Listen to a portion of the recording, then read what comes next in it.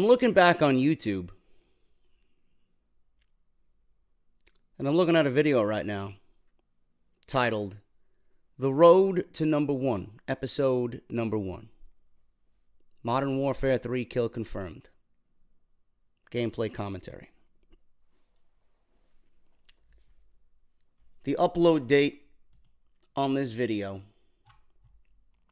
is, if I can find it, October 5th, 2012. October 5th, 2012.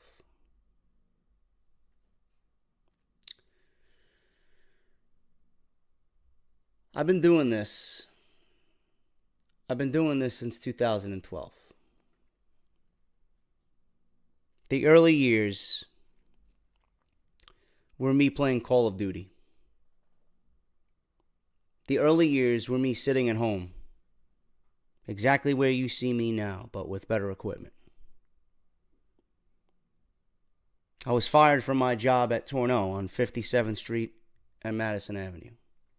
I worked at the flagship store. I sold Rolex. I sold Cartier. I sold all those high-end luxury watches. And I was damn good at it. I hated people. I hated dealing with people. I still hate people. I hate everybody. But I did it because I was making very good money. And I was good at it. Came over from New Jersey. Lived in New Jersey.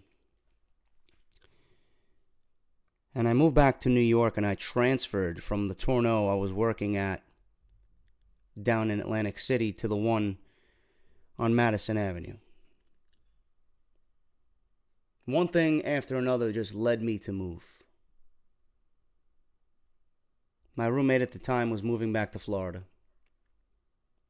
My best friend in Jersey could not afford to move in with me. And I didn't want to live on my own, nor could I afford to live on my own with the money that I was making. And on top of that, the girl that I loved seemingly just was a glutton for punishment. Wanted to be with her ex. Didn't want me that way at all. And told me that she was moving to Las Vegas with him.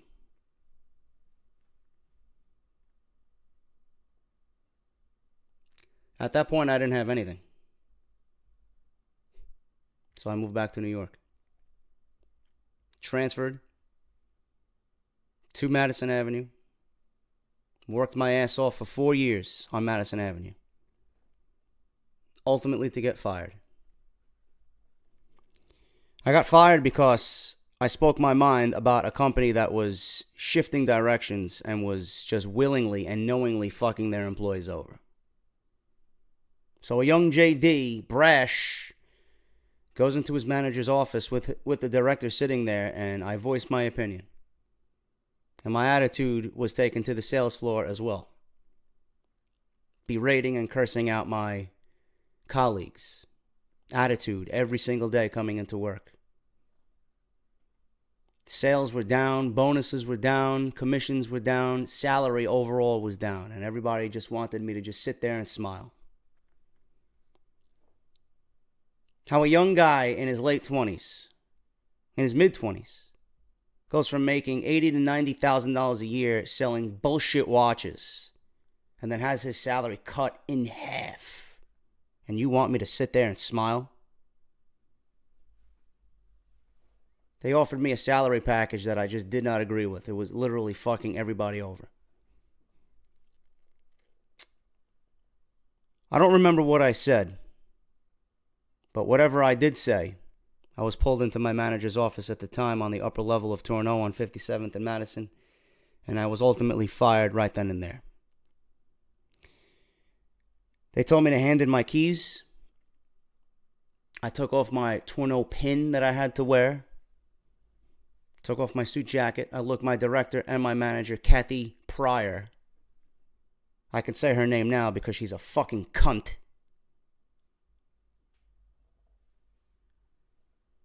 Worked there.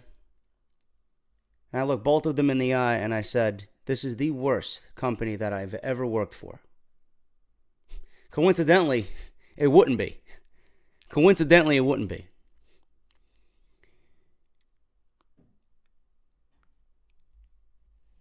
This is the worst company that I have ever worked for. And I will never, ever work for this company ever again. They didn't say thank you. They didn't say goodbye. These people were evil people. Evil corporate people who cared about nothing but themselves. All they cared about was the money that they were making, the high-end salaries, the six-figure salaries they were making, and the peanuts that the employees were making, and they didn't care. Took off my suit jacket. I walked from 57th and Madison all the way to 125th Street in the cold. No suit jacket, unbuttoned shirt, tied down.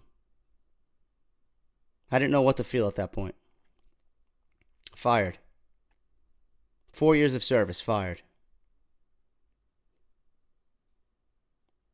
Just everything just going through my head, realizing that these people were just evil people. If you were on fire, they wouldn't spit on you to put you out.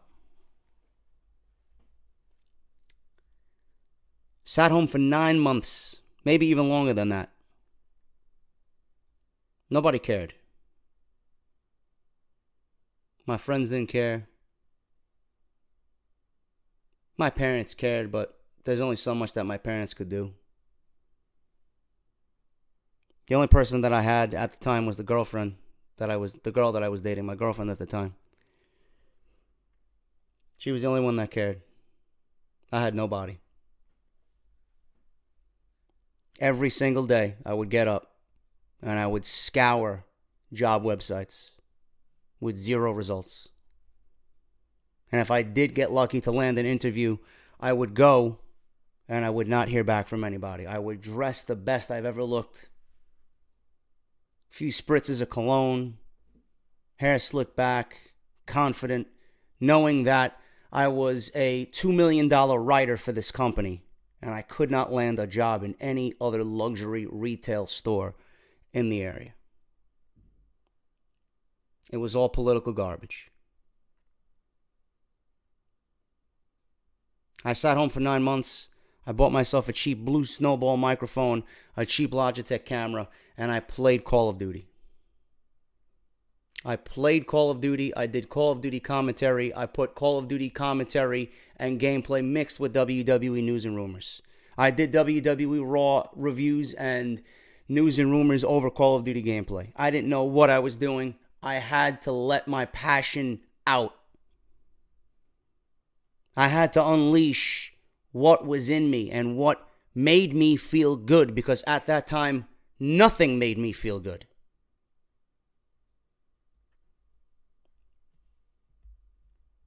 Week after week, I would slowly start developing my own style.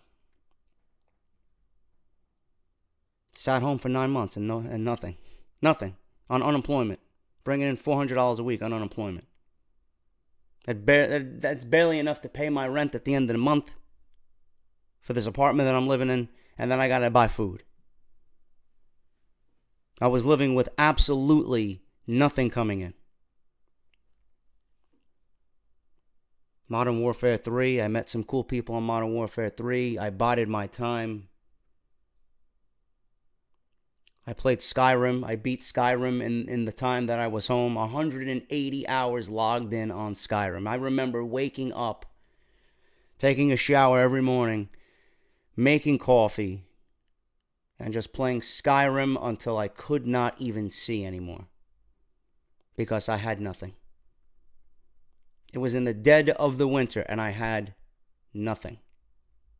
And all I wanted was a job. That's all I wanted to do was work. Black Ops 2 came around, and people enjoyed my Modern Warfare 3 gameplays. Black Ops 2 came around. It was a new year for me to kind of dive into the Call of Duty thing. I remember meeting Dan, aka Hollow Point,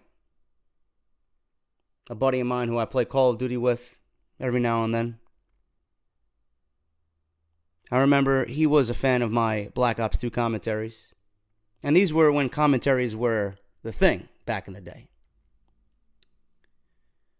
I remember he passed along a commentary, a gameplay commentary, a live commentary that I did on Nuketown on Black Ops 2. It was so funny that 402 Thunder, Legend of Thunder, shouted me out. It was me on Nuketown raging. Go figure. I threw a C4 at somebody. Guy was using lightweight and flak jacket. Throw a C4 at somebody. The C4 pack literally hits the guy. I quick detonated with the square button, and it doesn't kill him because he's got flak jacket on. And we all know flak jacket was overpowered. So I go off and I say, and I quote, Vonderhaar, let me try and throw a C4 at you while you're wearing a flak jacket vest. Let me see if you survive. Thunder liked the video so much that he shouted me out. He liked the video. And when someone liked the video back in the day, it really meant everything to you. I gained almost 2,000 subs just based off his one like. Because it would show up in his YouTube feed that he liked this video. His fans and his subscribers would see it. Oh, Thunder liked this video. Let me see what this is about. My girlfriend at the time is sitting across from me on my sofa, and she's telling me that her brother is texting her, Thunder liked JD's video. Thunder liked JD's video. See my subscribers go up faster than I've ever seen. And I felt good. I felt good. Things started to come around. I found work. I found work with another retail company down by Wall Street. Was there for about 2 years. And I left there because of the insensitive family-owned business that I was working for. My grandpa passed away.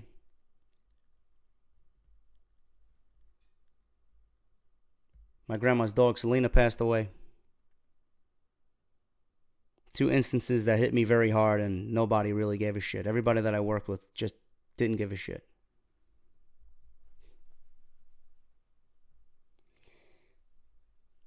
All while this was happening,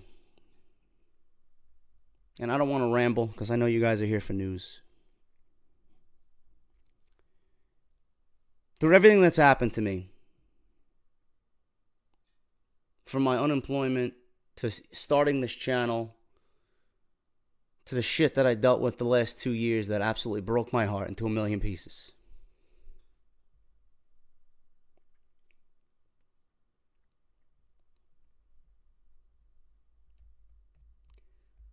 The one thing that's always been there for me is this podcast.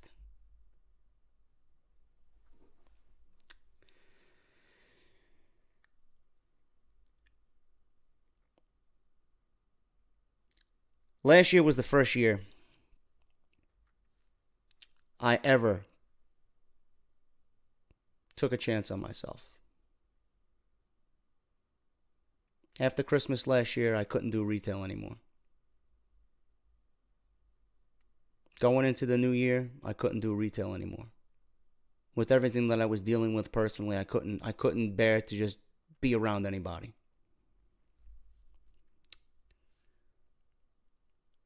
I heard it from everybody. My good buddy Mike Oman. I heard it from Reaper. I heard it from everybody. Dude, just take a chance on yourself. Take a chance on yourself. Work from home. This year was the first time I've ever taken a chance on myself. Ever.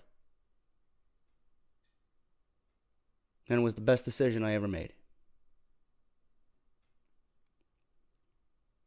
Through every piece of hardship that I've ever dealt with since 2012,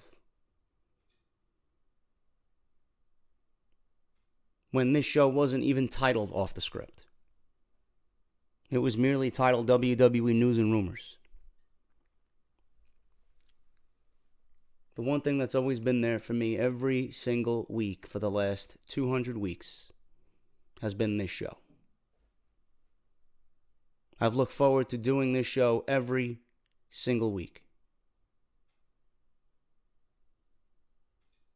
You guys have come to know that every Friday, Saturday, and Sunday, Off the Script will be there waiting for you.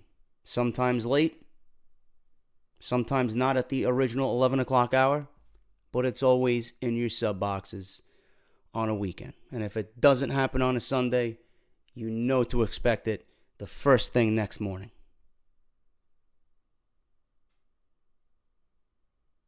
Without this show, I would be nothing.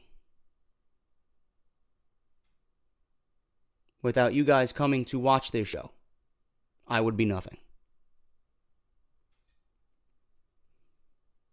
Without all the support that you guys give me and show, whether it's a share, a like, a favorite, spread the show by word of mouth, telling a friend at school or at work or a family member, buying a t-shirt, following me on Twitter, this show would be nothing.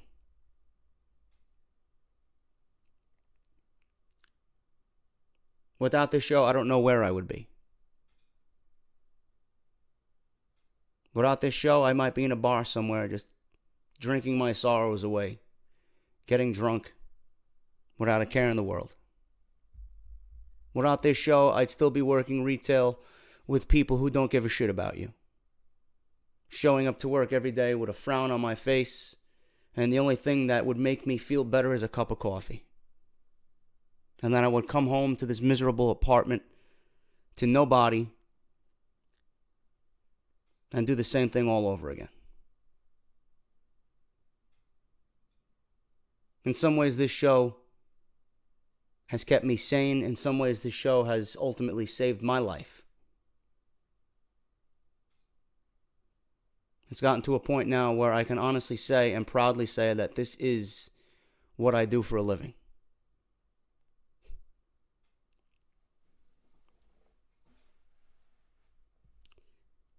You know, when certain people ask me, what do you do for a living? A few months back, people that I know, friends, ask me, JD, what do you do for a living? You don't work retail anymore. What do you do for a living? I sit at home and I podcast. I sit at home and I talk WWE. They laugh. They laugh at me. These are people that get up every day and put on their uniforms and go to work. Whatever they do. They laughed at me. Oh, you still watch that shit? What are you, 5? I grew out of that 20 years ago. Guy sits at home, does YouTube. Nobody knows how difficult YouTube really is. Everybody thinks it's a joke. I get ridiculed on a daily basis for doing YouTube. I get ridiculed on a daily basis for claiming that I'm a good podcast. I get ridiculed every day because of the way I sound and the tone of my voice and the negative aspect that I bring to the show each and every week. I get ridiculed for literally everything. Nobody knows how difficult this is. Nobody. And I've decided to make this what I do for a living.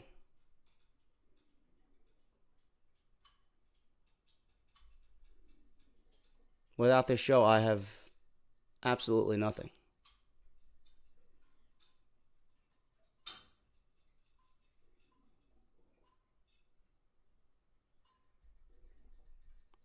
You know, I've never been one for celebrations. I've never been one for congratulations. Quite frankly, I don't even deserve it.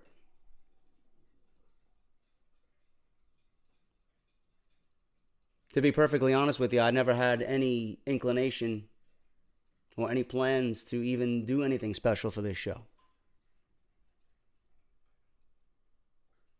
The only thing I ever wanted to do was share my story with you guys and let you know how this show came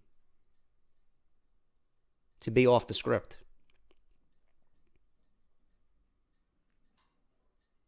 I don't deserve a celebration. You guys are the ones that deserve a celebration.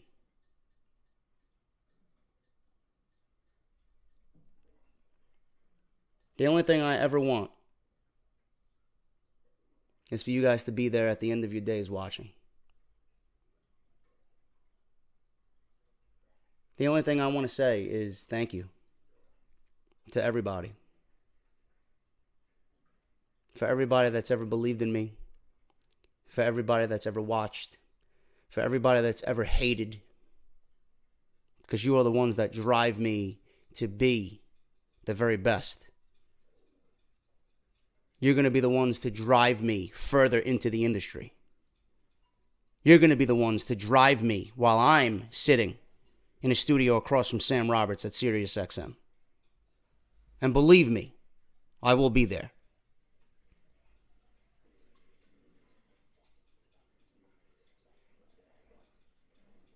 I want to thank everybody that I've ever worked with. I want to thank everybody that's ever supported me, that's ever pledged to Patreon, that's ever bought a t-shirt, that's ever came out to see me.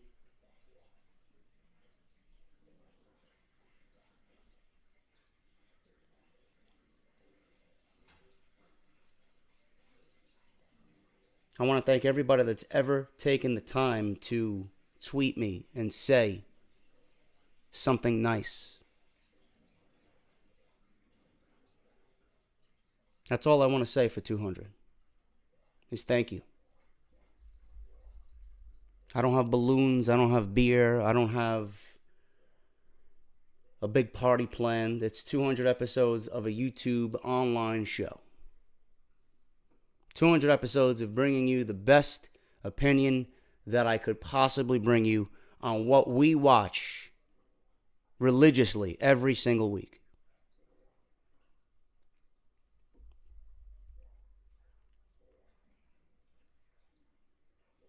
This is episode 200. And you better believe I'm going to be here for another 200 more. That's all I ever wanted to say to anybody is thank you. Thank you for being here. Thank you for making Off the Script what it is today. Thank you for bringing me out of my hole. Thank you for allowing me to do this on a weekly basis and make it my job, my passion, and my love. Thank you. You want to talk some news and rumors now? You guys ready for the news and rumors? Do you guys want the same fucking podcast you guys have gotten for the last 200 episodes and you're going to continue to get for 200 more? Have you guys missed the intro? I don't have my glasses. I don't have my glasses because they're stored away. I'm actually renovating. And I'm moving this desk, and this desk is going out in the trash, and I'm getting a nice big long desk. It's going to be right there in the corner. And I'm going to soundproof this room because I sound very echoey right now. And I'm going to get a new TV and a futon, and I'm going to make this a nice comfy space until I can no longer be here. Things are changing. This show's going to get better. The visuals for this show are going to get better. Everything about this channel is going to get better. We're heading into a new year. But the one thing that will always remain is me, and I will never ever change for you guys. I will always be here giving you the same thing you've come to know and love each and every week. And for old time's sake, I think I'll break out the intro because a lot of people have requested, JD, for 200, you got to do the intro, bro. You got to do it, bro. You can't do episode 200 without the intro to Off the Script that we've loved so much. You stopped doing it. Why have you stopped doing it? I don't know why I've stopped doing it. I found it to be overly annoying. To be perfectly honest with you, I found it to be overly annoying. But, for old time's sake, you guys want the intro? I'm going to do the fucking intro. On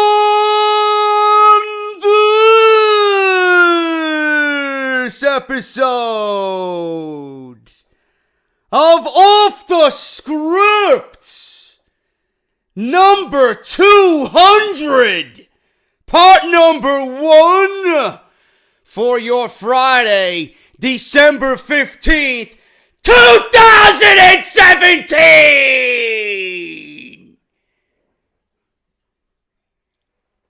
I got news on Brock Lesnar and the Universal Championship. What are the plans for the Royal Rumble in 2018? Also, is WWE planning a final deletion for Bray Wyatt and Matt Hardy? Also, I got news on Roman Reigns. Apparently, Roman Reigns is missing Monday Night Raw this Monday. Why? I got the news on that, and what are his plans for Christmas Raw? I got all that news right here today on the podcast. Also, speaking of Roman Reigns and The Shield, did WWE rip Roman Reigns, Seth Rollins, and Dean Ambrose faction of The Shield from Impact Wrestling? According to someone in Impact Wrestling, according to Aces and Eights, they did. Rockstar Spud will make his WWE debut next week. The cat is out of the bag on that one. And Monday Night Raw suffered the lowest rated second hour in show history. Also, what does Triple H think of Chris Jericho going one-on-one with Kenny Omega at Wrestle Kingdom 12? And I also got news on Scott Dawson, the Revival, returning very, very soon right here on Off the Script, man. Thank you guys so much for joining me for episode 200. Sorry for the long-winded introduction. This show is very important to me, and I figured I'd go over just a little bit, if you guys have not been with me all that long, where this show came from, why I started YouTube, why I am where I am today, everything leading to this very episode, man. So thank you guys so much for everything. I'm actually going to link you the video in which I talk about my termination many, many years ago. I'm going to link you that video down below. Actually, I'm going to link it in the annotation that you see on the screen. So you guys can go check that out and listen to how terrible I sound back in 2012. Nothing like what we sound like today right here on the show. A few thank yous, man. A few shout outs to some very important people. You guys, obviously, way too many to thank. You guys know who you are. I want to thank everybody that's ever listened to me. I want to thank. I mean, there's just so many, man. The first one that pops into my head, honestly, is Isaac Rojas. He works the graphics department and the sound over at House of Glory. He actually got me the gig over there. He extended his welcome to me. JD, come down and try out. And that was last December at Student Showcase number 2 over at the Elks Lodge in Queens. And the first match that I've ever called, the first show that I ever called was headlined by Anthony Gangone and Ricochet. And it was Zack Sabre Jr. versus Mark Quinn of Private Party from House of Glory. And he got me the gig over there, and it's been 1 year, and coming up tomorrow, we'll be doing our 7-year anniversary show over at the NYC Arena over in Jamaica, Queens. So, Isaac, I thank you from the bottom of my heart, man, and I thank everybody over at House of Glory that's believed in me and continues to, bring positive vibes my way about the work that I'm doing over there. You guys are my family. Isaac, I love you, man. In some ways you're like a brother to me. I don't talk to you as often as I want because I know you're busy with school, but, I just want to say thank you. I don't even know if you're listening to this because I know you're busy. I'll see you on Saturday, but, I want to thank you for giving me the opportunity and bringing, me into the House of Glory family. You're the one to really get that going, and I really appreciate all the work that you've done for me, and I appreciate you being by my side through this entire thing, man. I love it, and I'm going to continue to make you proud. I want to thank Justin LeBar for always believing in me and always bringing me down to earth, and I want to thank him for being such an inspiration. We could all benefit from having people like him in our lives, and he's such a consummate professional that I look up to him so much, and I value his opinion on pretty much everything. And it's like, you know, he's got the knowledge, he's got the attitude, and he's got literally everything that somebody doing this would want. And he is, in my honest opinion, he is of elite status of what we do, you know. And he's got a great voice, and he's got a great mind, and he's a big inspiration on what I do here. And I've been listening to him. I've been listening to him for many, many years, man. Even during those unemployment years, I've been listening to him. I remember the first day that I met him, too. You know, one of the nicest guys you could ever meet. Him and I do butt heads here and there, but he knows how I am. You know, but he's always a great talk, and he's always a great influence. And I want to thank him for all the kind words he's ever said about me. I want to thank him for always bringing me on board and, you know, mentioning me to people and bringing me on board for projects when he does think of me. Justin, thank you so much, man. I greatly appreciate everything you've done for me, and I appreciate you continuing to be an influence on my life through 200 episodes of what I do here. You know, I want to thank my brother for always being there for me as well. We are getting new music. We are getting new music for Off the Script. That hopefully will be happening in January. You know, he's graciously given me his hard work, his blood, sweat, and tears to use on the channel when I can. And he's been a fan of the show, and he's told people about the show. I want to thank my dad, too. My dad didn't believe that I would ever get to this point. And every time I see my dad, he always asks me about YouTube, and he always asks, you know, he's always asking me what's going on in wrestling. And I even got him somewhat back into watching wrestling. His favorite's Matt Hardy. You know, he always tells me, I love that delete. I'm like, yeah, so do I. But, you know, I know that he's proud of me. And nobody really ever expected me to get to this point, to the point where I could tell my parents, yeah, Mom, Dad, I quit my job. I'm working from home now. I'm working on YouTube. You know, they were kind of taken back by that because they were worried. But my dad sees what I do and sees what I do with House of Glory. And I see that he's proud of me. And, you know, he's always asking me about everything. So I want to thank him for believing in me as well. Because there was a point where he didn't know what the hell I was doing and why I was doing it. You know. And there are other people that I want to thank, but I don't want to mention them here just based out of privacy, you know, because, you know, it is what it is. I don't need trolls. I don't need, you know, negative vibes going their way. I don't need people, you know, doing what they usually do on social media. You people know who you are. But those are just some of the thank yous I wanted to get out there, man. I'm very appreciative of where I am here, and it's only going to get better. It's only going to get better, and I thank each and every one of you, man. I'm going to save you guys the obligatory buy a T-shirt, pledge to the Patreon, Wrestling Radio Awards, Audible. You know, I got new sponsors coming up in the new year. Audible's still on. We're still going to be doing the Pro Wrestling Tees partnership. Those things haven't changed. You guys know to vote for the Wrestling Radio Awards. I'm going to skip all that stuff. I'm not going to talk about any of that stuff. I'm going to get right into the news today, man, because that's what I want to do. So for episode 200, I'm going to save you guys the obligatory bullshit in the beginning. I'm going to get right into the news because I got a lot of it, and I want to get through with episode 200 of Off the Script. We're going to start off the show, man. Scott Dawson. You guys know I love the Revival. You guys know that I think Monday Night Raw's tag team division is completely dreadful. There are literally no tag teams. There might be 0 tag teams by the time this is all said and done. Sheamus has spinal stenosis. That's been reported by Dave Meltzer. His career might be winding down. We don't know what that means for Cesaro. The Revival's been out for months. First, Dash Wilder broke his jaw. Now Scott Dawson injured his bicep. So they were out, and they've had a miserable 2017. The Shield got back together, but we know why the Shield got back together, because they do it for Roman. And I believe I want to get a Do It for Roman t-shirt eventually. I think I got an idea and a concept in mind. I just got to get Connor to do it. I think that'll be the first thing we do for the new year. But the tag team division on Monday Night Raw is dreadful, man. The club is garbage. Rhino and Slater, they are nothing but Titus Catering VIPs.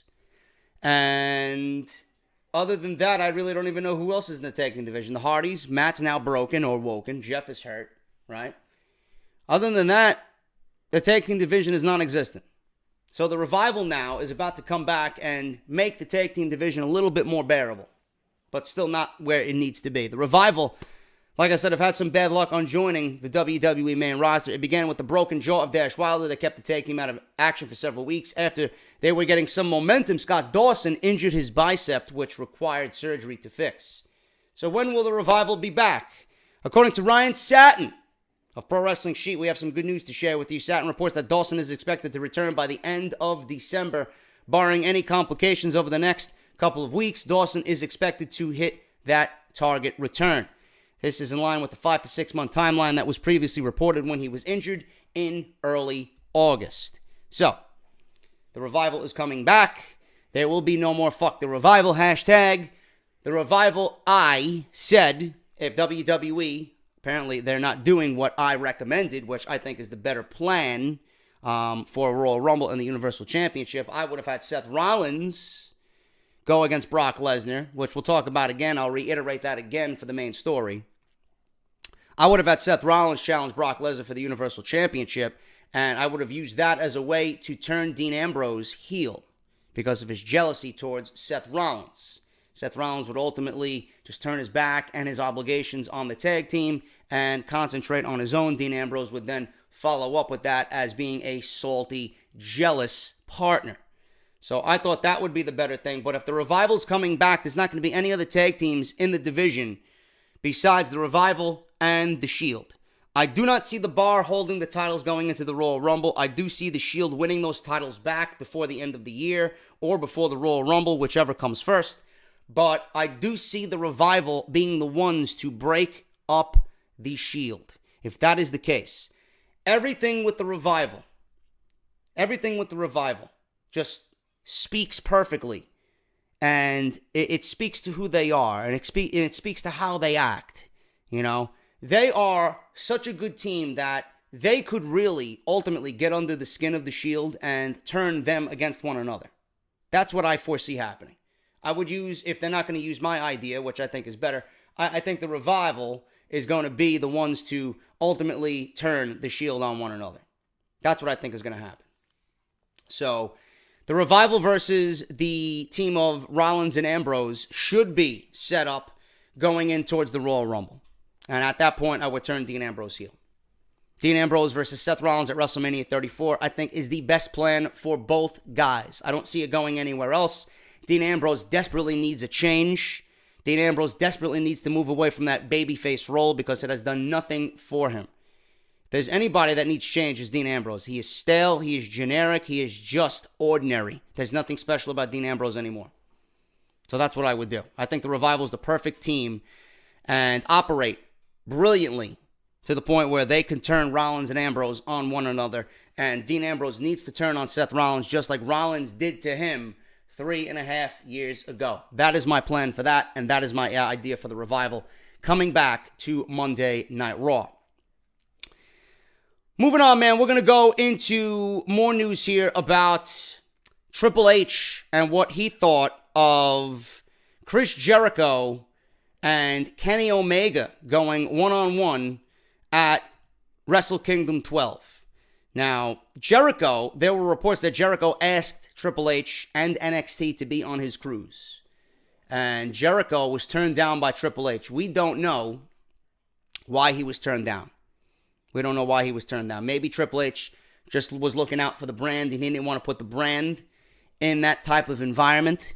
You know, it's all business with Triple H. Or maybe he was just salty that Jericho was indeed leaving the WWE for the time being and going to work for somebody who WWE is not going to come out and officially say is an enemy, but ultimately thinks is competition. I don't know. But Triple H revealed his reaction to Chris Jericho wrestling Kenny Omega at Wrestle Kingdom 12. He was recently interviewed by CBS Sports in This Corner podcast. During the interview, Triple H was asked on his opinion on Chris Jericho working for New Japan Pro Wrestling.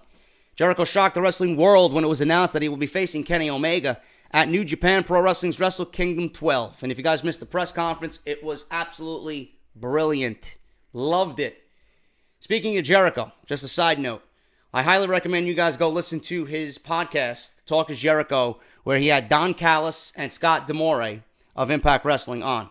I love his commentary work because I've heard him here and there. And I think he's got a great voice. I've heard him on his podcast with Lance Storm.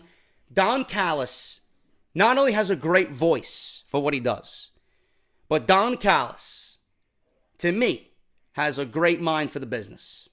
And everything that he said in that podcast with Chris Jericho makes you, and I've been against TNA. I've been against Impact. I've been against everything that they've been for the last several years. Their business practices, their attitude, their presentation, their product. I've been against everything that Impact Wrestling is. But when Don Callis speaks, there's just something inside of me that wants to believe. I honestly think Don Callis is going to turn that company around for the better. I don't think they're going to become competition for anybody. But if any type of growth is going to happen, I think Don Callis is going to do a very, very good job there. Because like I said, I think he's got a good mind, and I think he's got a great voice for the business. I really do. And everything that he said in that podcast just makes you want to believe. You know, it was a very, very, very good listening. I don't know if it was just, he felt that he had to say the right things because he was on a podcast that's reaching 1 million plus listeners every week. I don't know if he was just giving the political bullshit answer, but he came off and he did exactly what he had to do, and he said the things that he had to say. And everything that he said in that show had to be said. That's the direction that they need to go in. And that's what people have been saying for months, years, with Impact Wrestling. So Don Callis, I think is going to turn Impact Wrestling around somewhat. Not to the point where they're competition, but I do think that he's going to make an impact on Impact. Now, Jericho. What does Triple H think about Jericho wrestling Kenny Omega? He says, and I quote, "I think it's great. Good for Chris. It's phenomenal. Good for Kenny. Good for New Japan. We are aware." That was a conversation that was had. Triple H also said, and I quote, "It's great. It's good for him. Chris is one of the greatest talents in the history of the business. So I think it's great. Good product is good product. I'm happy for them. Happy for Chris. Happy for everybody." He's happy, happy, happy, happy. Obviously, that's Triple H using the word happy way too much than he usually is accustomed to using. Triple H is happy, folks. You know what that means? Triple H really doesn't give a shit. I don't think Triple H honestly gives a shit about Chris Jericho or Kenny Omega or New Japan. But I will tell you this. Triple H wants Kenny Omega in the WWE. That's all he gives a shit about. He doesn't give a shit about the match. He doesn't give a shit about how great the match is going to be or how well the pay-per-view is going to do. All he gives a shit about is the time ticking on Kenny Omega's contract, whether that's this year, next year, 2019. He doesn't give a shit about New Japan. He doesn't give a shit about Jericho wrestling in New Japan. Jericho wants to go make his money. Make your money. You're going to be back with the WWE regardless because you ain't going anywhere else. You ain't going anywhere else. You'll be back with us in no time. As far as Kenny Omega goes, Triple H is winding down the time, looking at when that contract expires. That's all he gives a shit about. Good for Kenny Omega. Let him make his money. Let him, build his resume. He'll be WWE sooner rather than later. Triple H is happy, happy, happy, happy that Jericho and Kenny Omega are wrestling at Wrestle Kingdom 12. Everybody's happy. If everybody is happy, like Triple H says they are, I call bullshit. Seriously, bullshit. Nobody's happy. Nobody's happy in wrestling. All they give a shit about is this and who they could sign for mega money and bring in and ruin. That's all they give a shit about. Speaking of New Japan, Mark Cuban owns Access TV. And Access TV airs New Japan Pro Wrestling every Friday night. Cuban was recently interviewed by Sports Illustrated where he shares some of Access TV's future plans for New Japan Pro Wrestling and more. He says on Access TV's future plans for New Japan, and I quote, "We're looking to expand it on Friday nights. We want to do more live as exposed to delay, and we're talking to them about special events." Cuban also mentioned Vince McMahon, if Vince McMahon thinks they are a threat to him and WWE. No, he thinks we're just little shit. We're not a threat because of the language. That's the biggest challenge, the language. But if you're a purist for wrestling, and you like the action, it's the best promotion by far. People here aren't going to connect as directly, but if you really love wrestling, then it's a no-brainer. On paying a high price to air New Japan and Wrestle Kingdom on Access TV, and their numbers going up, Mark Cuban says, and I quote, "We're getting to know them better. We went from a delay to a short delay to live. So we're going to get smarter about it. The numbers keep going up. On other TVs, they are declining, and ours are going up. That's a good sign. There are some nights when it beats MMA. It's doing that well." New Japan, I don't care what anybody says. In my honest opinion, New Japan is not competition to WWE. It's not. It's an alternative to WWE. New Japan is not direct competition to WWE. If they were in North America, if they had a great presence in North America, then I would say yes. Right now, being overseas, they are nothing but an alternative. The only thing I think that's competition to WWE is what the Bullet Club is doing, because they operate both out of New Japan and Ring of Honor.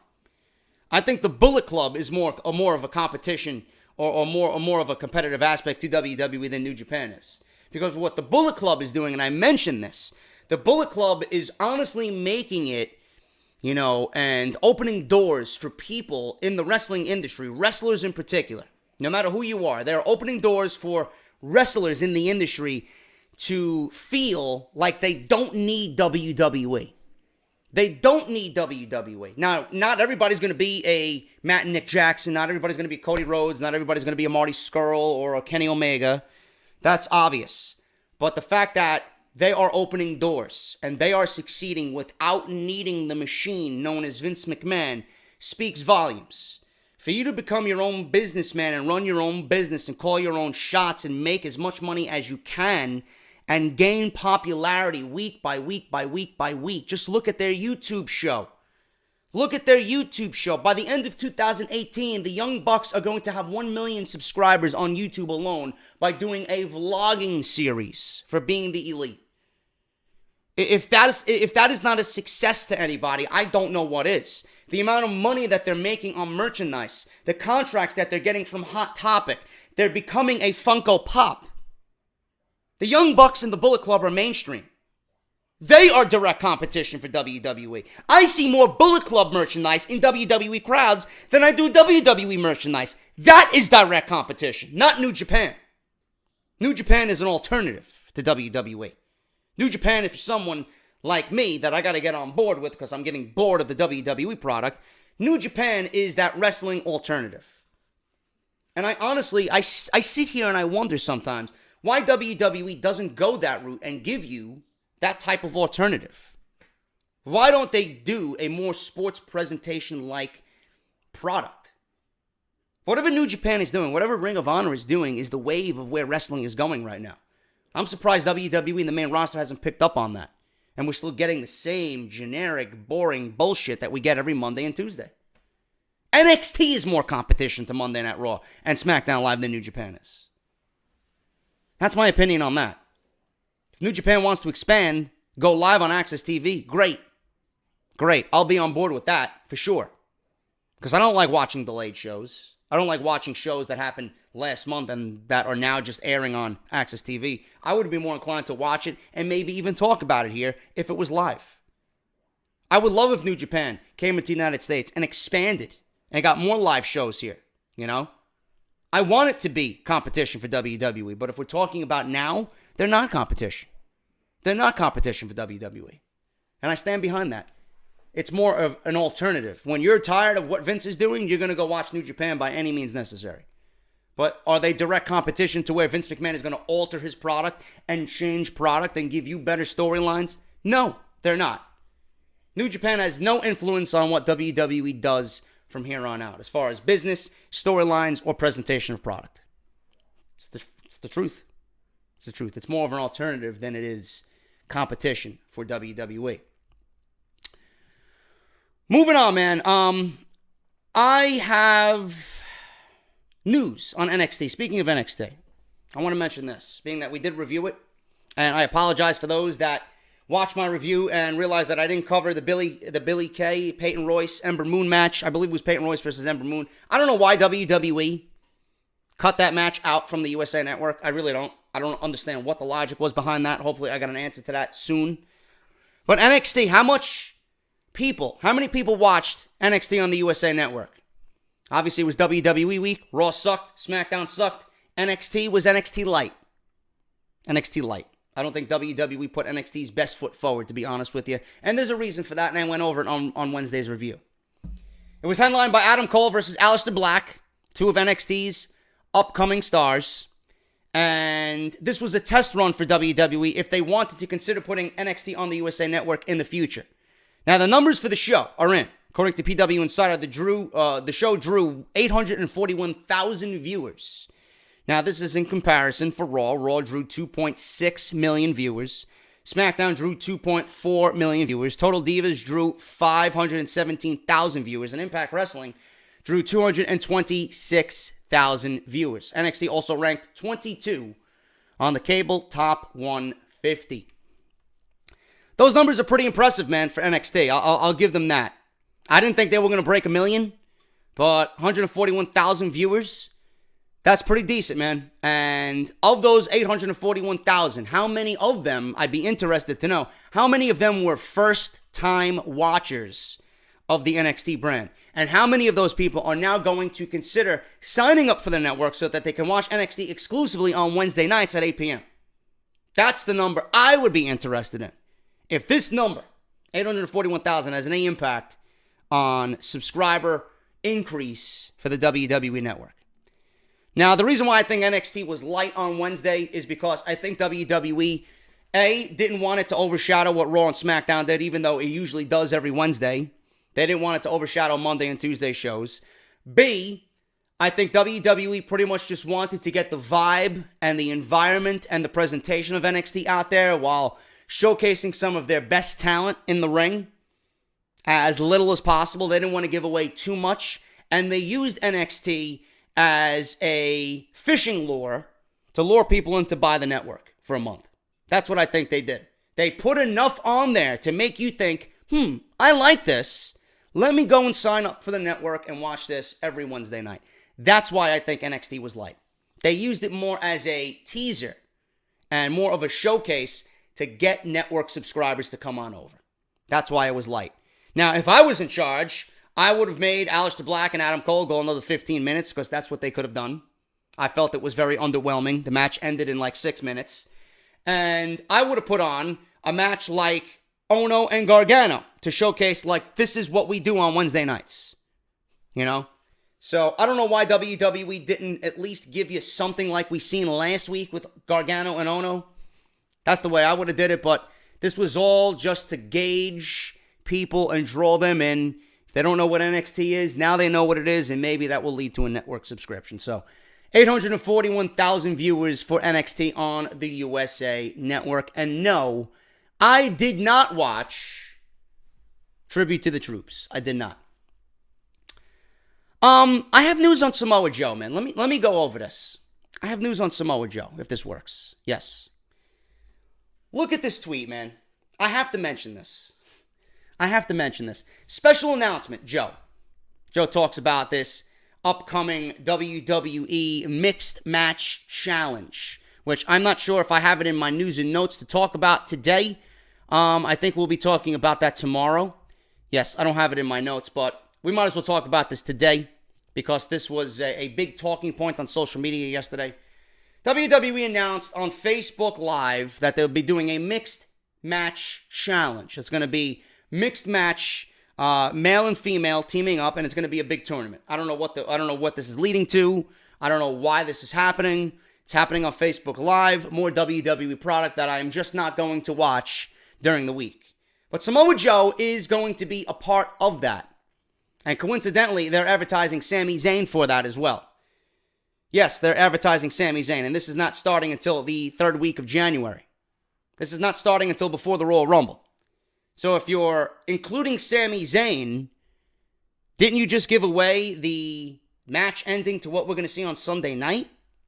Because if Sami Zayn is being advertised on Facebook Live for this Mixed Match Challenge, then ultimately he's going to end up keeping his job and defeating Randy Orton and Shinsuke Nakamura, right?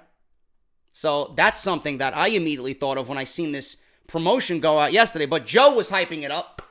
Joe was hyping it up on social media. Special announcement, due to the impending hashtag WWE MMC, I will now have a full-time towel attendant ringside while I pummel the other male participants in the tournament. Unconscious. Thank you, management. The amount of saltiness that this tweet stirred up is absolutely ridiculous. You had every social justice warrior come out of their caves and give Samoa Joe a lashing on social media. How could you say this? Take it down. James McKenna and Ryan Satin of Pro Wrestling Sheet were like, this is disgusting behavior. Blah, blah, blah, blah, blah. Sexist. Joe is a sexist. Joe is a failure. Joe is this. Joe is that. Blah, blah, blah, blah, blah. I sit here and I laugh. And all I can say is everybody that ever got upset by that one tweet, let me tell you something, people. You got worked. I laughed. I don't consider women towel attendants. In fact, anybody can watch me and realize that I love the women's division. I just don't think WWE is giving them a fair go. I think it's some of the worst television that they've ever produced this year. I think both divisions on both brands are awful. And the storylines are nonsensical garbage. And I think whatever they're doing now is not entertaining. That doesn't mean I don't think they're talented. I've praised Sasha Banks up and down. I praised Ember Moon up and down. I praised Peyton Royce up and down. You know, I'm happy to see Paige back. I think Naomi's great. I think Becky's great. I love most of the women that you see on television. I just don't think that they're being presented in the right way at all. I don't think that they're towel attendants. I would never think that at all. But you have to understand, if you've been watching Samoa Joe's character in WWE, dating back to his days in NXT, and then making the main roster, if you've been watching Samoa Joe and the verbiage that he uses, and the language that he uses, and the demeanor that he uses, and the attitude that he uses, that plays into his character. So all these people who are speaking out don't know that. I politely tell you, stay in your lane. You don't know jack shit about professional wrestling, let alone Samoa Joe and the way he is on Monday Night Raw. Stay in your lane. Wrestling doesn't concern you. These are like sharks in blood-infested waters. They sniff sexism in any way, shape, or form. They're going to come out and ruin everything for everybody and make something into a bigger deal when there was no deal to begin with. Stay in your fucking lane and shut your mouth. You do not have any room to speak on anything regarding professional wrestling. The man just cut a promo in verbal form on social media. And you're getting salty over something that was typed from a fucking telephone. Who's the fucking loser now? You or him? Everybody's going to say you're the loser. Samoa Joe, love the tweet. I have absolutely zero problem with anything Samoa Joe says. Because if you know Joe, that's Joe. I just had to get that out there. Moving on, man. Let's talk about the Universal title. Universal title for the Royal Rumble. As you guys know, Brock Lesnar is set to defend the Universal Championship, I hope, at the Royal Rumble. There were rumors going around that he was not going to defend the title because WWE couldn't find an opponent for Brock Lesnar. It was Finn Balor, and then Finn Balor was not over enough. Vince McMahon changed plans. And then, lo and behold, Kathy Kelly on social media says that we're going to have a number one contenders match. It's going to be Braun Strowman versus the Big Red Machine, Kane. And my interest in Brock Lesnar's Universal Championship match went right down the toilet. Right down the toilet. So what are the plans now for Brock Lesnar and the Universal Championship? Well, on Raw, the match between Braun Strowman and Kane ended in a no contest. So it was Braun Strowman facing off against Kane to determine who would go on to the Royal Rumble to face Brock Lesnar for the Universal Championship. Had Strowman won, it would have been his second shot at Brock Lesnar to slay the Beast. as he did come up short at No Mercy earlier this year. Had Kane been victorious, it would have been the first time in his career that he challenged for the WWE Universal title.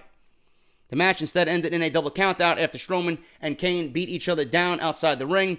Kane then attempted to, but Strowman, he attempted to do something. I don't know if it was a chokeslam or whatever.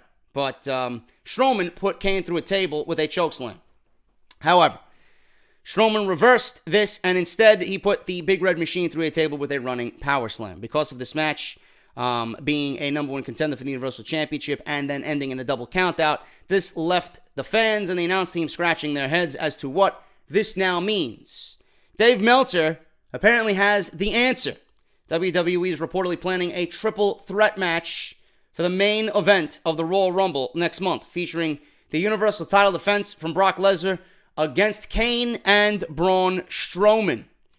Multiple options were pitched to Vince McMahon regarding Lesnar's opponent, with the initial plans believing to be a match with Finn Balor. Everybody from Finn Balor to Cesaro to my number one choice being Seth Rollins have all been pitched.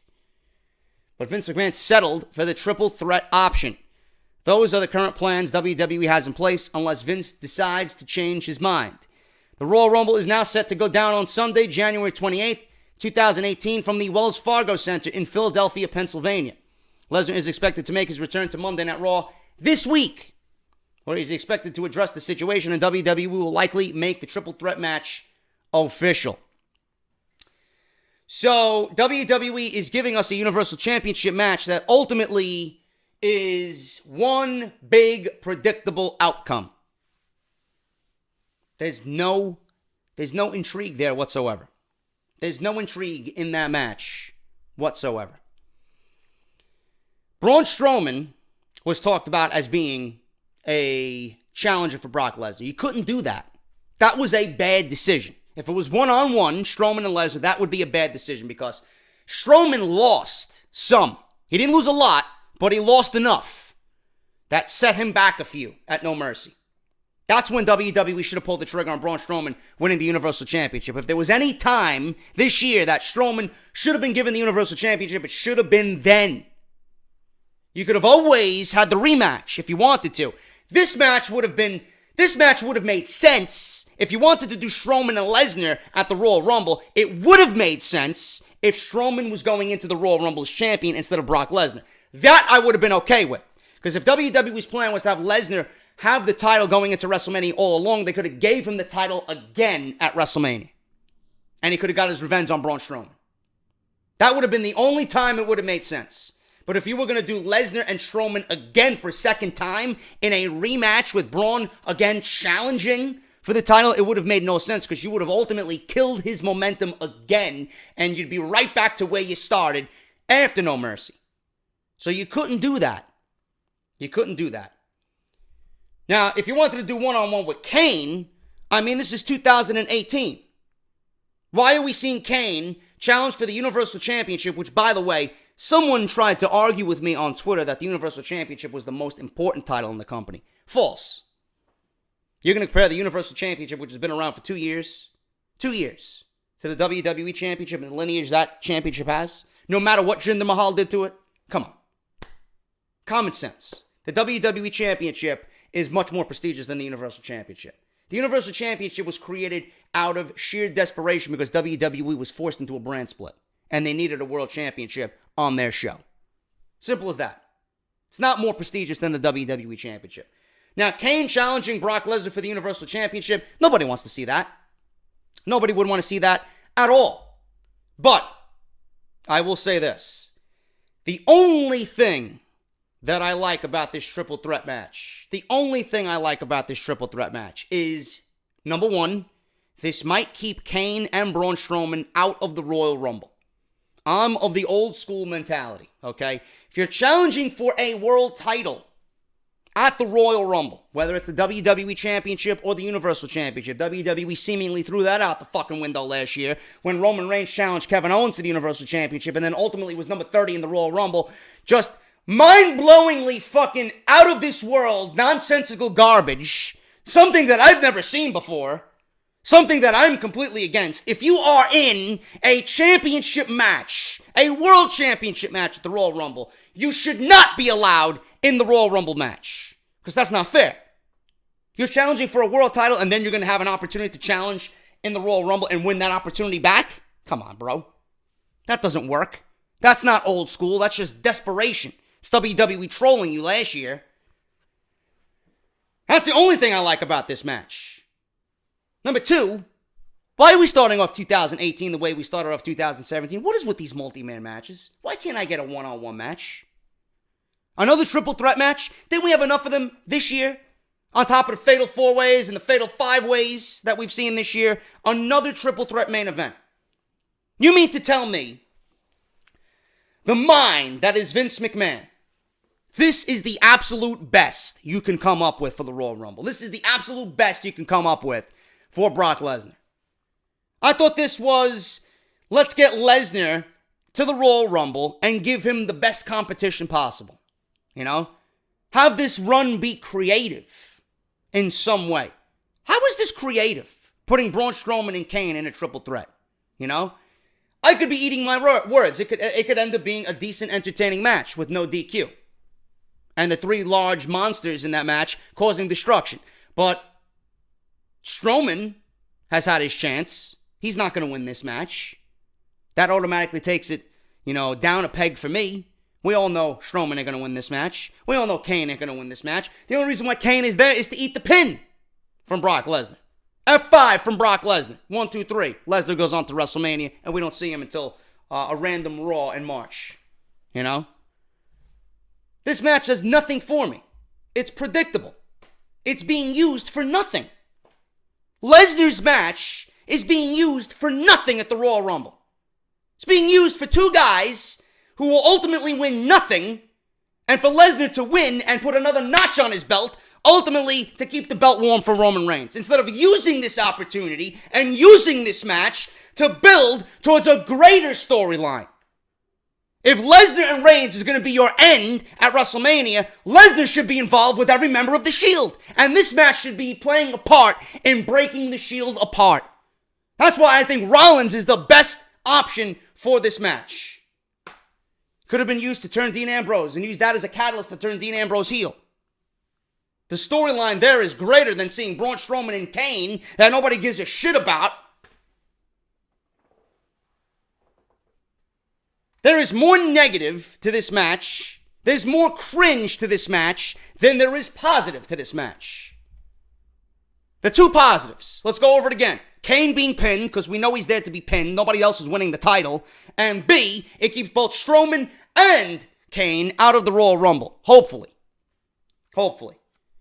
Because then WWE would have to come up with some other way or find another guy to eliminate Braun Strowman, and we know that really isn't all that possible with some of the members on the roster. Braun Strowman has been a dominating force. Who on Monday Night Raw or who on SmackDown could eliminate Braun Strowman and make it look legit? I'd rather him not even be in the match if he's not going to win. So that's a positive. Kane in the main event of the Royal Rumble, challenging for a world title in 2018 over Seth Rollins, Cesaro, Finn Balor. I'd much rather see Finn Balor in the main event of this match with Brock Lesnar than these two guys. At least it's something different.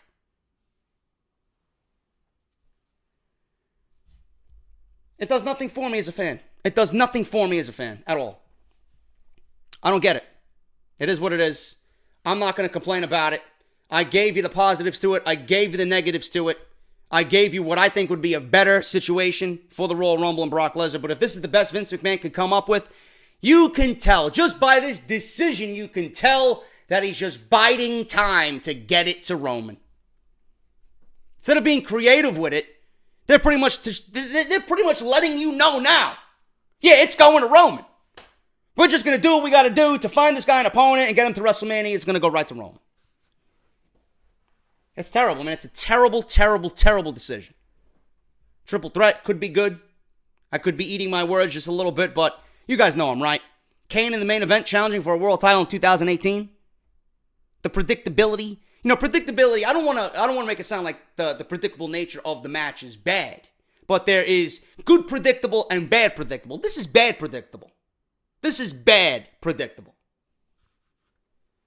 So Lesnar, Strowman, Kane, triple threat at the Royal Rumble. WWE's going to build it up as some fucking mega monster match. The Beast versus the Monster versus the Demon. Whatever the fuck they're going to call it. I don't know.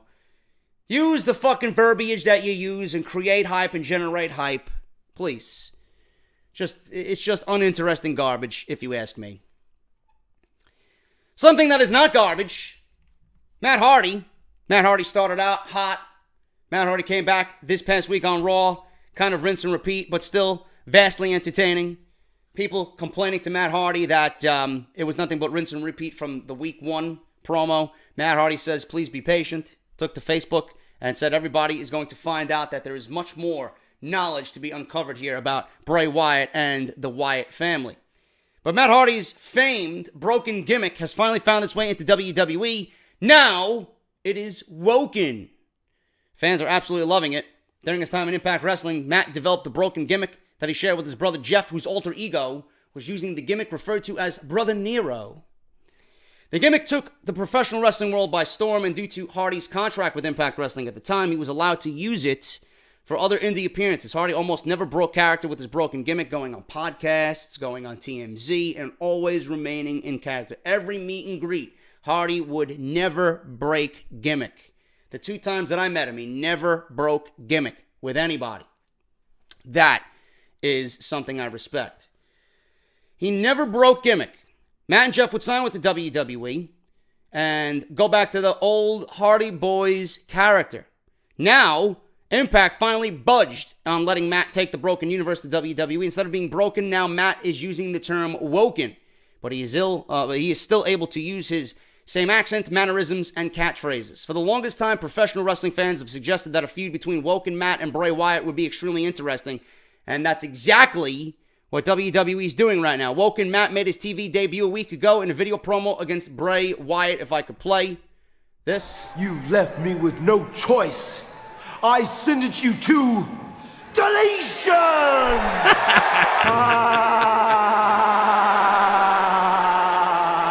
Yeah! That was week 1.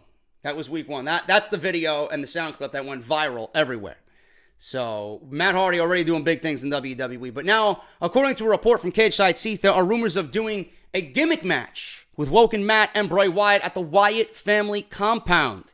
There's a bit of history behind this, as shortly after Matt and Jeff's final deletion angle on Impact, WWE produced a similar segment with the Wyatt family and the New Day, with the Wyatt family being in the compound against the New Day, man. I thought that had a lot of promise, but WWE really kept it very short. I wanted to see more of that, but I did enjoy what they did present with those 2 teams. It would be interesting to see how the pair collide and exchange in a war of words in Wyatt's own backyard, rather. Speaking of Sister Abigail, listen to this. Someone in the Wyatt family universe, Sister Abigail. Former WWE writer Tom Cassiello. He was recently a guest on the Agenda podcast. I believe this is with Sportskeeda. And he answered several questions about the women's revolution. During the interview, Cassiello revealed that a pitch was made to have former Divas champion Caitlyn play the role of Sister Abigail. Caitlyn was a very successful in-ring competitor during her time with WWE, holding the Divas title for 153 days before dropping it to AJ Lee. After losing the strap, Caitlyn continued to work for WWE for about 6 more months before terminating her contract. The pitch to have Caitlyn join the Wyatt family reportedly came after her Divas title loss to Lee. It seems that today WWE Creative has put Sister Abigail on the back burner again as Wyatt feuds with Matt Hardy. Hardy and Wyatt are now locked into a rivalry in which they use their respective mind game capabilities to try to get the better of one another. If WWE wants to make this a long-term feud, this could possibly lead to a match between the pair at WrestleMania. I would love to see a Final Deletion-esque Matt Hardy-Bray Wyatt match, but we talked about this last week. If Matt has creative control somewhat over his character, and he's got creative control over what he can say, and creative control over how the character goes, and Vince McMahon honestly does trust him, because if Vince McMahon didn't trust him, Matt Hardy wouldn't be in the position he is in today with creative control over his character. If they want it to be successful, they have to leave the brain trust of the operation to Matt Hardy. I do not do not want anybody in WWE who hasn't one iota of an idea what this character is about to touch the broken or woken universe. Matt needs to design the match. Matt needs to direct the match. Matt needs to tell you how the match should be, not the other way around. Simple as that. Simple as that. And I honestly sit here and I feel bad for Bray Wyatt because Matt Hardy is somebody who now has the trust of Vince McMahon. Bray Wyatt has been wronged for 4 years because he has other people writing for him. He has other people directing his character and telling his character what to do on WWE television. If WWE was smart with characters like that, and this is why I want you guys to go watch, or listen rather, to Chris Jericho Talk is Jericho with Don Callis. He mentions that I want characters to be in control of what they want their characters to be on television. I don't want it to be the other way around. I don't want to go to characters and tell them what they have to do. I don't know their character. The only ones who know their character is the character themselves, is the wrestler themselves. How are you going to tell someone like Bray Wyatt to go out there and do generic, every week, typical bullshit that we see on Monday Night Raw? This is why Bray Wyatt has failed. Because he has other people who are not in sync, who are not in tune with his character, writing for him. Now, I heard once in a blue moon, way back when, that WWE has given Bray Wyatt the opportunity to write his own promos, but get double-checked by Vince McMahon so that it gets approved to be on air. I don't know if that remains true or not. All I hear is that Bray Wyatt's in the doghouse, that Bray Wyatt really isn't someone on WWE's high list of priorities. I don't know. But they have wronged Bray Wyatt because they should be doing the same thing with Bray Wyatt that they're bestowing upon Matt Hardy. Bray Wyatt should have been somewhat in creative control of their character. This is why I want you guys to go listen to what Don Callis says. I appreciate and respect the fact that he is allowing his characters and his wrestlers, when he takes control of Impact Wrestling, to let them bring him ideas for what they want the character to be on television. And at that point, you work as a team to get it to where it needs to be. WWE, they give you a directive and you do it. Bray Wyatt probably has absolutely no input on his character. And that fucking sucks. As far as Caitlyn goes, that is interesting, man. People always talked about Paige being Sister Abigail.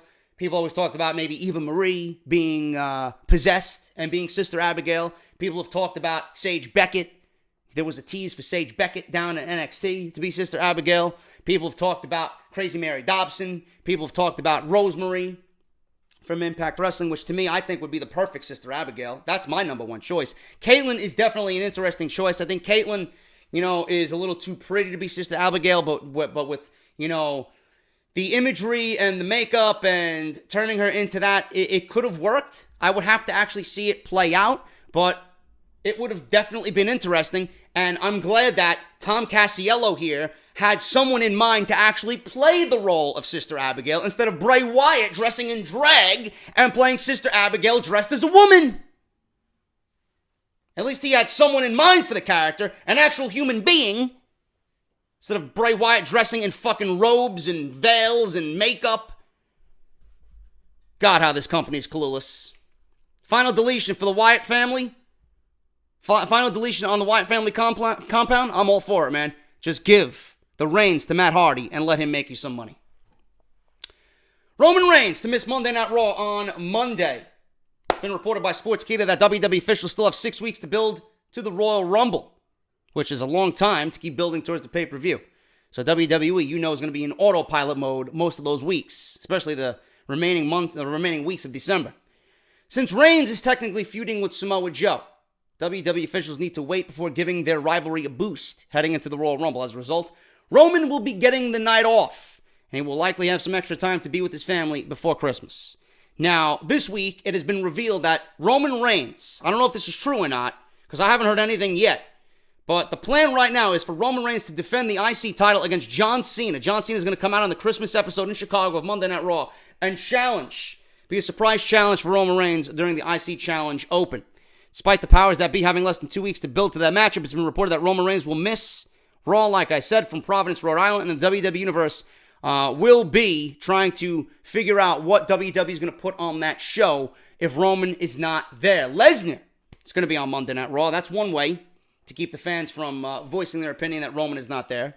Lesnar will return on Monday Night Raw. He's already booked for the show. The focus of the show will be on Lesnar, Strowman, and Kane as the front office is set to announce the Universal Championship match for the Royal Rumble. The expectation is that it will be a triple threat match, like I mentioned, between the three monsters. On paper, it seems like a good week to give Roman Reigns the night off before heading into the IC title match against John Cena. If there is a bigger reason for Roman's absence next week on Raw, there will be more information, I'm assuming, next week. He's been on a great run, and I use that term loosely in quotes, since returning to the WWE with the Intercontinental Championship, and many fans have been cutting him some slack as of late. WWE officials are planning a huge push for Reigns during WrestleMania season, so any favor he gains with the WWE Universe could be helpful going into WrestleMania. But those problems might be minuscule now, but they will be rearing their ugly heads as we get closer to WrestleMania, believe me. The fans are going to be shitting all over Roman Reigns as we get into WrestleMania, because once he stares down Brock Lesnar and Paul Heyman in the ring, who do you think fans are going to be going for? Lesnar or Reigns? Come on.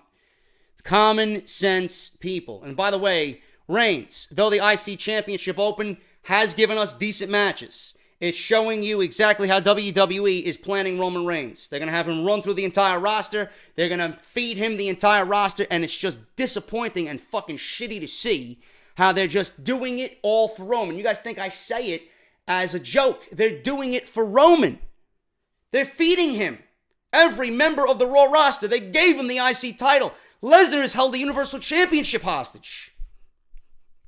They're doing it all for Roman. They're doing it all for this match. I don't agree with it. I don't agree with it. And the matches that Roman has had, he's been carried.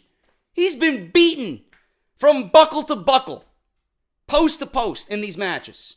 And all of a sudden, he just comes back, a spear and a Superman punch, and it's all over. They're booking him like John Cena in the early days of his run. Super Cena, Super Reigns. It's disgusting. It is absolutely disgusting. So, yeah, give Roman some credit, but you also got to take away some credit too. Because the way WWE is presenting him right now is absolutely nauseating. Speaking of the Shield, WWE, did they rip the Shield gimmick off from Impact Wrestling? The Shield is possibly one of the greatest creations that WWE has ever come up with, but there is a possibility that the gimmick has been ripped off from Impact Wrestling. WWE hit the jackpot when they paired up the three future world champions in Roman Reigns, Seth Rollins, and Dean Ambrose. Reigns is now being groomed to be the face of the company. He's being groomed? I thought he was the face of the company. He's still being groomed after 4 years. If he didn't get through the grooming phase yet, then he's not the face of the company. Rollins is a multi-time world champion. Ambrose has had a world title run of his own and is currently chasing the Raw Tag Team titles with Rollins.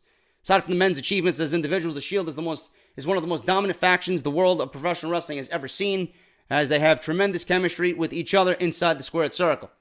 While the Shield is one of the more recognized names in professional wrestling, former Impact Wrestling star Wes Briscoe believes that WWE ripped off a lesser-known faction from his former employers, known as the Aces of Eights.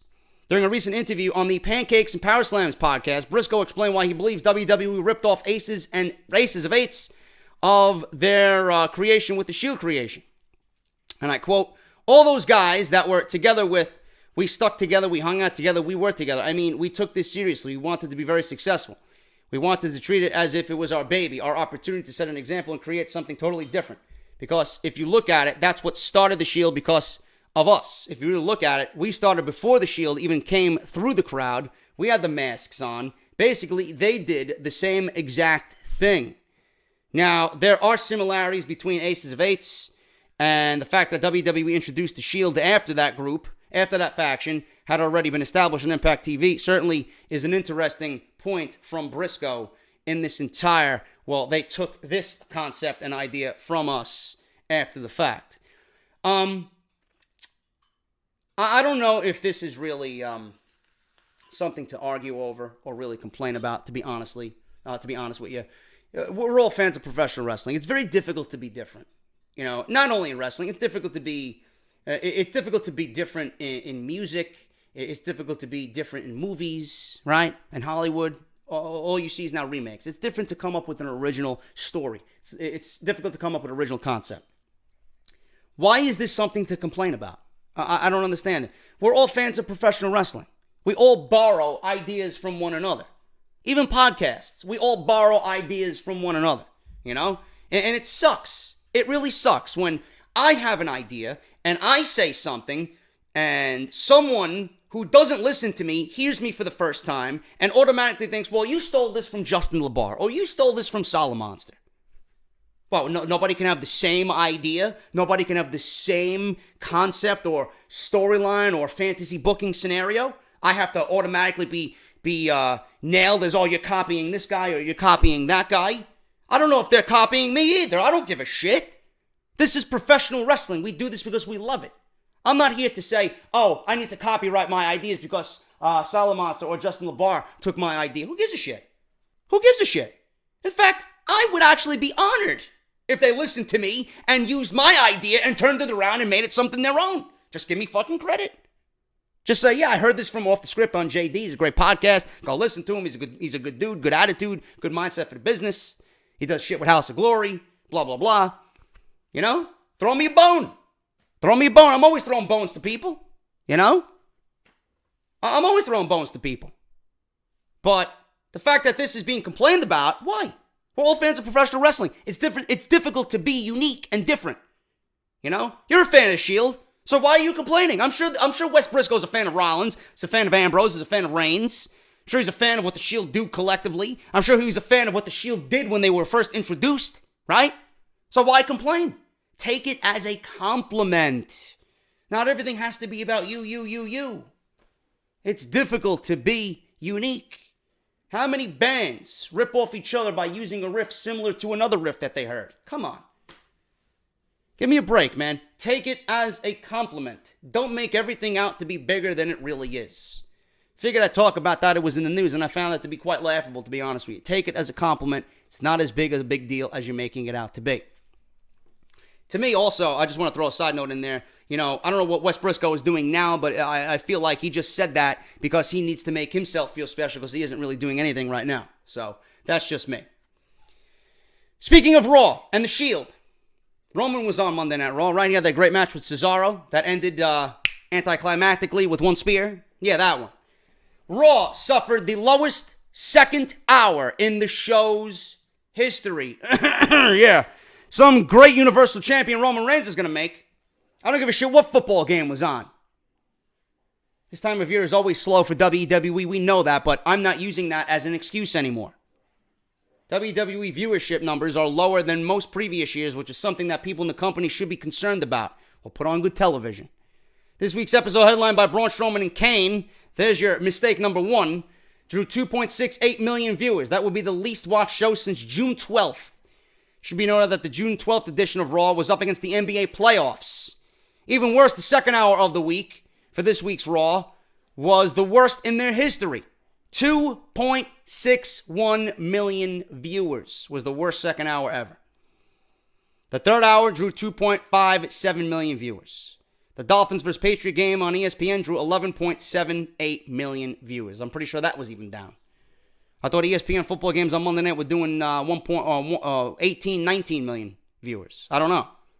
But Raw, listen, when you got your show headlined by fucking Kane in 2017, and now Kane's going to be challenging for Universal Championship, what do you expect the ratings to do? What do you expect? Give me a break. Second hour had Roman Reigns and Cesaro. What do you want? People don't want to see Roman Reigns. Simple as that. How many more people were interested in that football game? Who gives a shit about the football game? I'm not even talking about football. If you're a wrestling fan, you're going to be watching Raw. Why aren't you watching Raw with Roman Reigns defending the IC title? Why? Because nobody wants to see Roman. That's the reason why. But Raw, that third hour needs to go, man. The quicker we get to getting rid of that third hour, the better it'll be for Raw, man. I think it's going to be easier show to watch. I think more people will come back because they don't want to sit through 3 hours. And minus that 3 hours, minus that third hour, the ratings will go up because that third hour is just fucking killer. It kills the whole show. Finally, guys, we're going to end with this one. Rockstar Spud to make his WWE debut next week on 205 Live. Want me to watch 205 Live? Rockstar Spud is not going to be that answer. WWE has signed a number of Impact Wrestling stars over the last 2 years, which I have big news on WWE picking up 2 more big contracts. That's tomorrow's show. WWE has been looking at Impact Wrestling stars over the last 2 years, some already hitting the main roster. However, with the exception of AJ Styles, Luke Gallows, and other Impact Wrestling stars, they had to start off and cut their teeth in with NXT. Major stars like Joe and Bobby Roode, however, they started off while AJ Styles and Luke Gallows went to the WWE main roster. However, the WWE had just signed another former Impact Wrestling star, and he won't have to stop in NXT, although he will be more prominently showcased on another WWE series, 205 Live. PW Insider is reporting that WWE has signed former Impact Wrestling superstar Rockstar Spud, whose real name is James Michael Curtin, 34 years old, and won't have to make a stopover in NXT. With stars like Eric Young, Roderick Strong, Adam Cole forced to make their debuts in NXT, it seems a little strange to see Rockstar Spud go straight to 205 Live, because this means that he will also feature into the Monday Night Raw episodes as well, earning exposure that many big stars in NXT have not yet received. Rockstar Spud asked for his release from Impact Wrestling in September, and the company granted it. He also worked for the company since 2012 and was a large part of the Ethan Carter III storyline with Dixie Carter. His feud was against former WWE superstar. His last feud, rather, was against Hornswoggle. Mike Johnson of PW Insider reported that Rockstar Spud is expected to make his debut next week. Spud will wrestle on 205 Live, and Monday Night Raw is a signing that was needed due to the Cruiserweights starting their own touring brand in 2018. If you're a fan of Rockstar Spud, I'm sure you're excited about this. This does absolutely nothing for me. I don't watch 205 Live. I've barely paid attention to the Cruiserweights on Monday Night Raw. Just being last week, we had a great Fatal 4-Way. This week we had a great Fatal 4-Way. Enzo's the Cruiserweight champion. I don't give a shit. Rockstar Spud is not going to make me watch the show. Hideo Itami coming to the show is not going to make me watch the show. Neville coming back is not going to make me watch the show. Touring 205 Live is not going to bring awareness to the show. It's not. Who's going to pay good money to go watch 205 Live in some fucking gymnasium? It's pathetic. They've ruined this brand, and I'm going to say it again, they've ruined this brand in this division since day one. They have mishandled it since day one. And now they're doing everything possible to keep it alive. Meanwhile, it is dead. It's a dead show. It's a dead product. It's a dead concept because WWE did not give you the cruiserweights that we got from the Cruiserweight Classic. They didn't give you the presentation we got from the Cruiserweight Classic. And all that was a detrimental fucking mistake to killing this brand by week 1 of their first introduction. God honest, cold hard facts. Simple as that. I am JD. That has been part 1 of Off the Script for episode 200. Thank you guys so very much for everything. Thank you for being here for 200 episodes. Thank you so much for everything, man. And I will be back tomorrow with part 2 of Off the Script for episode 200. Tomorrow will be the Clash of Champions preview and predictions. Usually I do it on Friday, but this pay-per-view I could not give one single fuck about, so I'm waiting till Saturday to do the preview and predictions, and then Sunday we'll hit the rest of the news and rumors for this week, man. I am JD. Thank you guys so much. This is Off the Script 200. Hit that thumbs up. Thank you for everything, and I'll see you guys right back here on Saturday morning for part 2 of Off the Script, where we're going to talk Clash of Champions, preview, and predictions. I'm JD. Have a great Friday. Stay warm, and I'll talk to you later.